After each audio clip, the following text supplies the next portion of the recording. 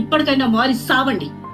Social మీడియాలో కామెంట్లు పెట్టేవాళ్ళు, పైశాచిక ఆనందాలు పొందేవాళ్ళు, ప్రతి ఒక్కరిని కామెంట్ చేసి వీళ్ళు ఏదో పెద్ద తోపులని ఫీల్ అయ్యేవాళ్ళు.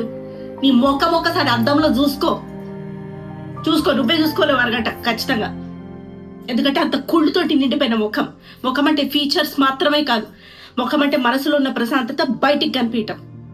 కోపమున్న, ద్వేషమున్న మొహం మీద గట్టిగా అనేసేవాడి మొహం ఎప్పుడు ప్రశాంతంగా ఉంటది. అన్ని పెట్టుకొని ఇరుక్కు మొహాలు ఉంటాయి కొన్ని, అవి చూస్తే ఇట్లుంటది.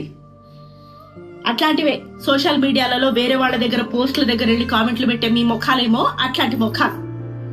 క్రైమ్ చేసి సొంత వాళ్ళని చంపేసి, తల్లి తండ్రి అన్నయ్య అన్న వరుసలు మరిచి చంపేసి, అన్నయ్య తాగొస్తున్నాడట, బాధ్యత లేకుండా తిరుగుతున్నాడట, తల్లిని